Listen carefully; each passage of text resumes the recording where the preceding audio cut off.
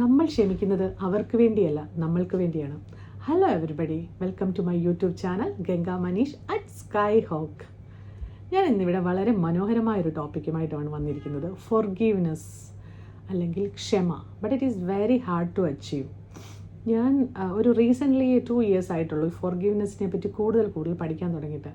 പക്ഷേ വളരെ മനോഹരമാണ്. ഒത്തിരി ഹെൽത്ത് ഇഷ്യൂസ് മാറി. അതാണ് എനിക്ക് സ്ഥിരമായിട്ട് ജോയിൻറ്റ് പെയിൻസ് ഉള്ള ആളായിരുന്നു. പക്ഷേ കുറേ ഫോർഗീവ്നെസ് പ്രാക്ടീസ് ചെയ്യാൻ തുടങ്ങിയപ്പോഴത്തേന് എങ്ങനെയോ അറിയത്തില്ല, ഇപ്പോൾ അതിൽ ശ്രദ്ധിക്കാറില്ല, നല്ല വ്യത്യാസങ്ങളൊക്കെ കണ്ടു തുടങ്ങിയിട്ടുണ്ട്. വർഷങ്ങളായിട്ട് റിവെഞ്ച് മനസ്സിൽ സൂക്ഷിച്ചിട്ട് എനിക്കിട്ട് തന്ന പണി പോലെ തിരിച്ചൊരു പണിയണം എന്നൊക്കെ മനസ്സിൽ വിചാരിച്ച് അങ്ങനെയൊക്കെ കുറേ നെഗറ്റീവ്സുമായിട്ടൊക്കെ നടന്നിരുന്ന ആളാണ്. പക്ഷേ ഫോർഗീവ്നെസ്സിലേക്ക്, ആ ക്ഷമയുടെ പാതയിലേക്ക് എത്തിയപ്പോൾ നല്ല വ്യത്യാസമുണ്ട്. അപ്പം ഞാനൊരു കഥ ചൊല്ലട്ടെ. നിങ്ങൾക്കൊക്കെ അറിയാവുന്നൊരു കഥയായിരിക്കും, എങ്കിലും പറയാം. ഒരു ഗുരുവിൻ്റെ അടുത്ത് കുറേ ശിഷ്യന്മാർ, ന്യൂ കമേഴ്സാണ് ശിഷ്യന്മാർ പുതിയതായിട്ട് ശിഷ്യപ്പെടാൻ വേണ്ടി വന്ന ശിഷ്യന്മാരാണ്. അപ്പം ശിഷ്യന്മാരോട് ഗുരു പറയുന്നുണ്ട്, ഫസ്റ്റ്ലി നമ്മുടെ പ്രിലിമിനറി എക്സാമിന് മുന്നേ അറ്റൻഡ് ചെയ്യുന്നതിന് മുമ്പ് നമുക്ക് ചെയ്യാനുള്ളത് ഫോർഗീവ്നെസ് ആണ്, ക്ഷമിക്കുകയാണ്. നമ്മൾ ഇത്രയും നാൾ ജീവിച്ചതും നമ്മൾ ചെയ്ത ആൾക്കാരും എല്ലാവരെയും നമ്മൾ മനസ്സിലോർത്ത് അവർക്ക് ഫോർഗീവ്നെസ് കൊടുക്കണം. അപ്പോൾ ശിഷ്യന്മാർ ന്യൂജൻസ് ആണെന്ന് തോന്നുന്നു. അവർ പറഞ്ഞു നെവർ, അതൊരിക്കലും നടക്കത്തില്ല. കാരണം എന്ന് വെച്ചാൽ എൻ്റെ വീട് കത്തിച്ചു ഒരാൾ പറഞ്ഞു അത് എങ്ങനെ എൻ്റെ വീട്ടിലുള്ള പൈസ എല്ലാം മോഷ്ടിച്ചുകൊണ്ട് പോയി, എന്നെ ഈ ഗുരുവിൻ്റെ അടുത്തോട്ട് വിടാൻ തന്നെ ഒറ്റപ്പെട്ടത്. കാരണം എൻ്റെ വീട്ടുകാരെല്ലാം നശിപ്പിച്ചത് അവനാണ്. അപ്പോൾ അവന് വേണ്ടിയാണ് ഞാൻ ജീവിക്കുന്നത്. ഇങ്ങനെ ശിഷ്യന്മാർക്ക് ഓരോരോ പ്രശ്നങ്ങൾ. ഫൈനലി ഗുരുവിന് മനസ്സിലായി ഫോർഗീവ്നെസ് ആർക്കും വർക്കൗട്ട് ആകത്തില്ലെന്ന്. സോ ഗുരു പറഞ്ഞു, എല്ലാവരും ഒരു ചാക്ക് എടുത്തുകൊണ്ട് വരൂ. അപ്പോഴത്തേക്കും ശിഷ്യന്മാർ ഹാപ്പിയായി, എല്ലാവരും ചാക്ക് എടുത്തുകൊണ്ട് വന്നു. എന്നിട്ട് കുറേ കുറച്ച് വലിയ ഉരുളൻ കല്ലുകൾ കാണിച്ചിട്ട് പറഞ്ഞു, ഇത് ഓരോരുത്തരും നിങ്ങൾക്ക് പകരം വീട്ടാനും നിങ്ങളോട് പകയുള്ളവരും നിങ്ങൾക്ക് പണി തന്നവരും ഒക്കെ ആണെന്ന് വിചാരിക്കുക. എന്നിട്ട് എത്ര പേരുണ്ടെന്ന് നോക്കിയിട്ട് അത്രയും എണ്ണം ചാക്കിലോട്ട് ഇടാൻ പറഞ്ഞു. അപ്പോൾ അവർക്ക് ശരിയായി. എല്ലാവരുടെയും മുഖമൊക്കെ ബ്ലഷ് ചെയ്ത് ചുമന്ന് തൊടുത്തിട്ട് ഓക്കെ എന്ന് പറഞ്ഞ് ഓരോരോ കല്ലുകളെടുത്ത് ഇവർ ചാക്കിനകത്ത് നിറച്ചു. അപ്പം ഗുരു പറഞ്ഞു ഓക്കെ, ഓരോ ചിലരുടെയൊക്കെ ചാക്ക് നിറഞ്ഞു, ചിലരൊക്കെ 1/4 ഭാഗം, 1/2 ഭാഗം, 3/4 ഭാഗം അങ്ങനെ ആയി. അപ്പം പറഞ്ഞു ശരിയെങ്കിൽ അതെല്ലാം ടൈ ചെയ്തു. എല്ലാവരും അത് കെട്ടി വെച്ചിട്ട് ഗുരു ഇവരെ എല്ലാവരും കൂടി ഒരു മലയുടെ താഴ്വാരത്ത് കൊണ്ടുവന്നു. എന്നിട്ട് പറഞ്ഞു, ഈ മലയുടെ മണ്ടയ്ക്ക് കയറുകയാണ് നമ്മുടെ പ്രിലിമിനറി ടെസ്റ്റ്. അവിടെ നിന്നാണ് ഗുരുവിൻ്റെ പാതയിലേക്ക് പോകുന്ന നെക്സ്റ്റ് സ്റ്റെപ്സ് വരുന്നത്. സോ ഫസ്റ്റ്ലി ഈ മല കയറുക എന്നുള്ളതാണ്. ഇറ്റ്സ് സിമ്പിൾ, ഞങ്ങൾ ഹെൽത്തിയാണ്, ഞങ്ങളുടെ യങ് ഏജാണ്, സോ വി ക്യാൻ ഡു എന്നുള്ള രീതിയിൽ നിൽക്കുന്ന ശിഷ്യന്മാരാണ്. പക്ഷേ വൺ കണ്ടീഷൻ, ഈ ചാക്ക് നിങ്ങളുടെ സാധനങ്ങളാണ്, ഈ ചാക്കിലുള്ള കല്ലല്ല. ഈ ചാക്ക് തോളത്ത് തൂക്കിയിട്ടിട്ട് വേണം പോകാൻ. ഓക്കെ, ചിലർ എന്നാലും അപ്പോഴത്തെ സ്പിരിറ്റ് പറഞ്ഞു ഓക്കെ വി ക്യാൻ ഡു എന്നുള്ള രീതിയിൽ എല്ലാവരും കൂടെ മല കയറാൻ തുടങ്ങി. ഫുൾ ചാക്ക് എടുത്തവൻ്റെ അവസ്ഥയൊന്നും പറയാൻ പറ്റത്തില്ലല്ലോ നമുക്ക്.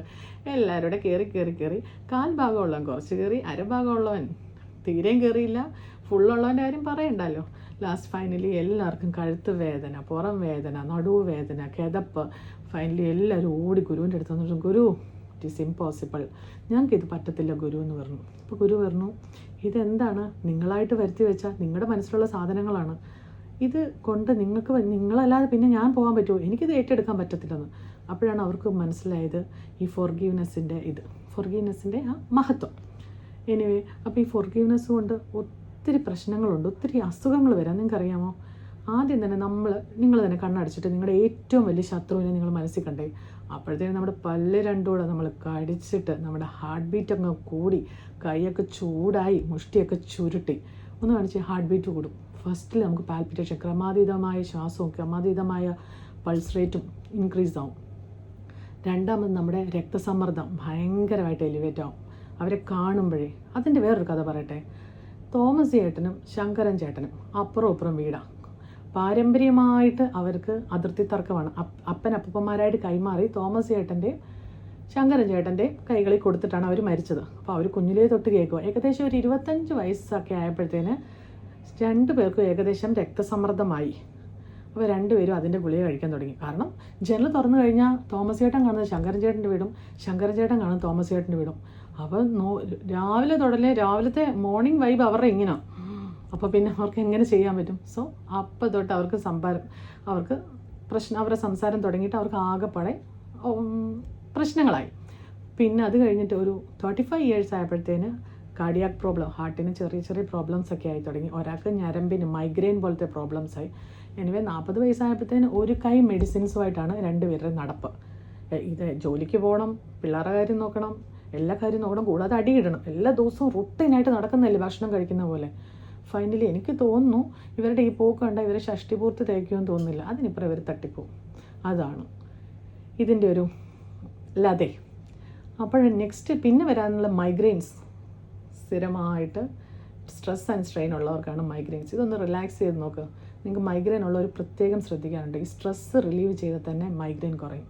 പിന്നെ നമുക്ക് സ്ലീപ്പ്, നമ്മുടെ ഇൻസോംനിയാവും, ഉറക്കം നമുക്ക് നഷ്ടപ്പെട്ട അവസ്ഥയാകും. പിന്നെ മാനസികമായിട്ട് നമ്മൾ ശരിക്കും ആങ്സൈറ്റിയും ഡിപ്രഷനും അങ്ങനെ ഒരുപാട് കാര്യങ്ങൾക്കുള്ളൊരു മരുന്നാണ് ഫോർഗീവ്നെസ്. അപ്പോൾ ഈ പ്രശ്നങ്ങളും എല്ലാവരുടെയും കോംപ്ലിക്കേഷൻസും കോൺസിക്വൻസസും ഒക്കെ പറഞ്ഞു.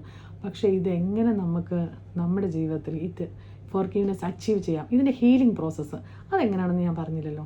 അത് പറയട്ടെ. അത് എല്ലാവർക്കും അറിയാമായിരിക്കും, പക്ഷേ അത് ഇംപ്ലിമെൻറ്റ് ചെയ്യാനായിരിക്കും പാട്. ഫസ്റ്റ്ലി നമ്മൾ ജേർണലിങ് ചെയ്യുക. ജേർണലിംഗ് എന്ന് പറഞ്ഞാൽ ഒരു വൈറ്റ് പേപ്പർ എടുക്കുക. നമുക്കിപ്പോൾ ആരോടാണ് പ്രതികാരമുള്ളതെന്ന് വെച്ചാൽ അതങ്ങോട്ട് നമ്മൾ എഴുതുക. എനിക്ക് ഇന്നാളോട് ഇത് ദേഷ്യമുണ്ട്, എൻ്റെ ഇത്ര പൈസ അയാൾ മോഷ്ടിച്ചാണ്, എൻ്റെ ജീവിതത്തിൽ ഒരിക്കലും മറക്കാൻ പറ്റാത്തത്. ചിലപ്പോൾ എന്നെ വളരെ മോശമായിട്ട് എൻ്റെ അടുത്ത് അപ്രോച്ച് ചെയ്ത ആളായിരിക്കും. അങ്ങനെ ഒത്തിരി കാര്യങ്ങളുണ്ടായിരിക്കും. ചിലപ്പോൾ ഇത് എഴുതുമ്പോൾ നമ്മുടെ കണ്ണിൽ നിന്ന് കണ്ണുനീര് ഒരുപാട് വീഴുമായിരിക്കും. നമുക്ക് അത്രയ്ക്ക് വിഷമം തട്ടിയ ഒത്തിരി ഇൻസിഡൻസ് ഉണ്ടായിരിക്കും. കരഞ്ഞ് നമ്മുടെ പേപ്പർ കുതിരുമായിരിക്കും. നെവർ, നത്തിങ്, അതൊന്നും ഒരു വറി ചെയ്യേണ്ട ആവശ്യമില്ല. നമ്മൾ എഴുതുക. ഫസ്റ്റ് ഡേ എഴുതി അത് കഴിഞ്ഞിട്ട് കത്തിച്ച് കളയുക. നമ്മുടെ ഫ്രണ്ടിൽ തന്നെ വെച്ച് അത് കത്തി തീർന്നിടം വരെ അത് കാണണം. അതാണ് മൈൻഡ് ക്ലെൻസിങ് ലെറ്റർ. നമ്മുടെ മൈൻഡിനെ ക്ലെൻസ് ചെയ്യുന്ന ലെറ്ററാണ്. അങ്ങനെ നമ്മൾ എഴുതുക. ഫസ്റ്റ് ഡേ എഴുതി കഴിഞ്ഞിട്ട് എല്ലാം മാറി. പിന്നെ അടുത്ത ആഴ്ച വരുമ്പോൾ ദേ ഓർക്കുന്നു. അപ്പോൾ പിന്നെ ഒരു ഇൻസിഡൻറ്റ് ഉണ്ടാകുമ്പോൾ പഴയ സംഭവങ്ങൾ ഓർക്കും. അപ്പോൾ എന്നിട്ട് മൈൻഡ് ക്ലെൻസിങ് ലെറ്റർ എഴുതാൻ പറഞ്ഞിട്ട് ഇതിൽ യാതൊരു വ്യത്യാസവും ഇല്ലല്ലോ നിങ്ങളപ്പം വിചാരിക്കും. അങ്ങനെയല്ല, നിങ്ങൾ ഡെയിലി എഴുതുക. മീൻസ് ഒരു 10 days അടുപ്പിച്ച് എഴുതുക. ഫസ്റ്റ് എഴുതുമ്പോൾ ഭയങ്കര കരച്ചിലായിരിക്കും. സെക്കൻഡ് ഡേ എഴുതുമ്പോൾ കരയും. തേർഡ് ഡേ എഴുതുമ്പോഴത്തേന് കണ്ണ് നിറയും. 4th day 5th day ഒക്കെ എഴുതുമ്പോൾ പിന്നെ ഒന്നും എഴുതാനില്ലാത്തൊരവസ്ഥ വരുമല്ലോ. നമ്മുടെ മൈൻഡ് ക്ലെൻസായി. അതാണ് ഫസ്റ്റ്. ഇനി രണ്ടാമത്തെ കാര്യം എന്ന് വെച്ചാൽ, ഫസ്റ്റ് ആ ഒരു മെത്തേഡ്. രണ്ടാമത്തെ കാര്യം എന്ന് വെച്ചാൽ കരയുക. ഉറക്കെ കരയുക. നമ്മുടെ പ്രശ്നങ്ങൾ എന്താണെന്ന് പറഞ്ഞ് കരയുക. പറഞ്ഞത് മുറിയൊക്കെ അടച്ചിട്ടിട്ട് ആരോടെങ്കിലും സംസാരിക്കുക. ഉറക്കെ സംസാരിച്ച് അങ്ങ് നമ്മുടെ മനസ്സിൽ നിന്ന് അതങ്ങ് ഡ്രെയിൻ ഔട്ട് ചെയ്യും. പിന്നെ ഒരു കാര്യം പറയണം, മുറി അടച്ചിട്ട് ഉറക്കെ സംസാരിക്കുമ്പം അയലത്തുകാരോ അപ്പുറത്തെ റൂമിലുള്ളവരോ കേൾക്കരുത്. കേട്ടാൽ നെക്സ്റ്റ് ഊളംപാറയിലോട്ടായിരിക്കും വിടുന്നത്. അതുകൊണ്ട് നിങ്ങൾ സൂക്ഷിച്ചും കണ്ടും ഇതൊക്കെ ചെയ്യുക. ഓക്കെ. അത് കഴിഞ്ഞ് രണ്ടാമത്തെ കാര്യം സെൽഫ് ടോക്ക് എന്ന് വെച്ചാൽ നമ്മൾ ഈ കണ്ട സംഭവം ഉണ്ടല്ലോ അതങ്ങ് ഓപ്പോസിറ്റ് ആക്കുക. ഇപ്പോൾ എൻ്റെ പണം മോഷ്ടിച്ചു എന്നുള്ളത് നമ്മൾ വേറെ രീതിയിലാക്കുക. എനിക്ക് തന്നെ കുഞ്ഞിലൊരു ഇൻസിഡൻറ്റ് ഉണ്ടായിട്ടുണ്ട്. എനിക്കൊരു ബാഗ് എൻ്റെ ഏറ്റവും അടുത്ത ബന്ധു, എനിക്ക് ഇഷ്ടപ്പെട്ട ഒരു ബന്ധു എനിക്ക് ഗിഫ്റ്റ് തന്നു. കുഞ്ഞൊരു ബാഗ്. അത് കുഞ്ഞിലെ എനിക്ക് 7th or 8th ആ സമയത്ത് തന്നു. അത് ഞാൻ വളരെ ഭദ്രമായിട്ട് സൂക്ഷിച്ച് വെച്ച ആ ബാഗ്. അത് കഴിഞ്ഞ് 2 ദിവസം കഴിഞ്ഞ് എൻ്റെ ഫ്രണ്ട്സൊക്കെ വന്നപ്പോൾ ഞാനത് കാണിക്കാൻ വേണ്ടി എടുത്ത ബാഗ് കാണുന്നില്ല വീട്ടിൽ. അപ്പം ഞാൻ വീട്ടിൽ എവിടെയൊക്കെ തപ്പി കാണുന്നില്ല. അമ്മയോടൊക്കെ ചോദിച്ചപ്പോൾ നീ ഉഴപ്പില്ല, നീ എവിടെയെങ്കിലും കൊണ്ടുവന്ന് കളഞ്ഞു കാണും. അപ്പോൾ എൻ്റെ കയ്യിൽ നിന്ന് മിസ്സായതാണ്. എനിക്ക് കുറേ ദിവസം ഉറക്കം വന്നില്ല. പിന്നെ കുറച്ച് ദിവസം കഴിഞ്ഞിട്ട് ഈ ബന്ധുവിൻ്റെ വീട്ടിൽ ഞാൻ പോയപ്പോൾ ആ ബാഗ് അവിടെ ഇരിക്കുന്നു. അവർ തന്നെ തിരിച്ചെടുത്തുകൊണ്ട് പോയത് ആ ബാഗ്, ഞാൻ അറിയാതെ. എനിക്കത് ഭയങ്കര ഷോക്കിംഗ് ആയിരുന്നു. 7ാം ക്ലാസ് 8ാം ക്ലാസ്സിൻ്റെ പക്വതയുള്ളായിരിക്കും. എനിക്കത് ഭയങ്കര ഷോക്കിംഗ് ആയിട്ട് ഞാൻ കുറേ നാൾ പിന്നെ എനിക്ക് മിണ്ടാൻ പേടിയാണ്, ഒരാടെ നിന്ന് ഗിഫ്റ്റ് മേടിക്കാൻ പേടിയാണ് എൻ്റെ മനസ്സിൽ. ഞാനത് റീസെൻ്റ്ലിയാണ് 1-2-3 വർഷം കഴിഞ്ഞ ശേഷമാണ് ഞാൻ എൻ്റെ മനസ്സിൽ നിന്ന് അത് കളഞ്ഞത്. അത് ഞാൻ ചെയ്തത് ഈ റെസിപ്രോക്കലായിട്ട് ഓപ്പോസിറ്റായിട്ട് ഞാൻ ഇത് ചെയ്തു. മീൻസ് ആ ബാഗ് ചിലപ്പം അവരുടെ വീട്ടിൽ ആർക്കെങ്കിലും വേണ്ടി വാങ്ങിച്ച ബാഗായിരിക്കും. ചിലപ്പോൾ ഞാൻ കണ്ടപ്പോൾ എനിക്ക് ഇഷ്ടപ്പെട്ടപ്പോൾ എനിക്ക് തന്നതായിരിക്കാം. പിന്നെ അവർക്ക് എന്തെങ്കിലും പ്രശ്നം കാരണം അത് എടുത്തതായിരിക്കാം എന്ന് പറഞ്ഞിട്ട് നമ്മളത് അവരെ ന്യായീകരിച്ച് അവരുടെ ഭാഗത്ത് തെറ്റില്ല, നമ്മളെ ഓക്കെ ആക്കി ആ ഒരു രീതിയിൽ സെൽഫ് ടോക്ക് ചെയ്യുക. അത് പറഞ്ഞ് അതൊരു പ്രശ്നമല്ലാത്തിരി ഞാൻ ആ സെൽഫ് ടോക്കിലൂടെയാണ് അത് ചെയ്തത്. അത് വളരെ നല്ല എഫക്റ്റീവ് മെത്തേഡാണ്. അടുത്ത ബ്രീത്തിങ് എക്സസൈസ്. ഏത് ഇമോഷൻസിനെയും പെട്ടെന്ന് കൺട്രോൾ ചെയ്യാൻ പറ്റുന്ന ഒരു കാര്യം, മൂഡ്സിനെ ചേഞ്ച് ചെയ്യാൻ പറ്റുന്ന കാര്യമാണ് ബ്രീത്തിങ് എക്സസൈസ്. നമ്മുടെ ഓക്സിജൻ സാച്ചുറേഷൻ കൂട്ടുക, നമ്മൾ നല്ല ലോങ് ബ്രീത്ത് എടുക്കുക, അതുവഴി നമ്മൾ മെഡിറ്റേഷൻ ചെയ്യുക. Meditation is a very good process. 10 minute സൈലൻസിൽ നമ്മുടെ ഇന്നറിൽ എന്തൊക്കെയാണ് നടക്കുന്നത്, ഏതൊക്കെ ചിന്തകളാണ് നമ്മളെ അലട്ടുന്നത്, അതിനെ നമ്മൾ ഐഡൻറ്റിഫൈ ചെയ്തിട്ട് വേണം ഇതൊക്കെ തുടങ്ങാൻ. അങ്ങനെ ഇങ്ങനെയൊക്കെ ചെയ്ത് ഇതൊക്കെ ഒറ്റ ദിവസം കൊണ്ട് മാറുന്ന കാര്യമില്ല. It is A long process. പിന്നെ ഇന്നർ ചൈൽഡ് ഹീലിംഗ് ഉണ്ട്. ഹീലിങ്ങിൻ്റെ അനന്തര കുറച്ചുകൂടെ കോംപ്ലിക്കേറ്റഡ് വെർഷൻസ് അത് അടുത്തടുത്ത എപ്പിസോഡ്സിലായിട്ട് ഞാൻ പറഞ്ഞു തരാം. എനിവേ ഇത് വളരെ നല്ലൊരു മെത്തേഡ്സാണ്.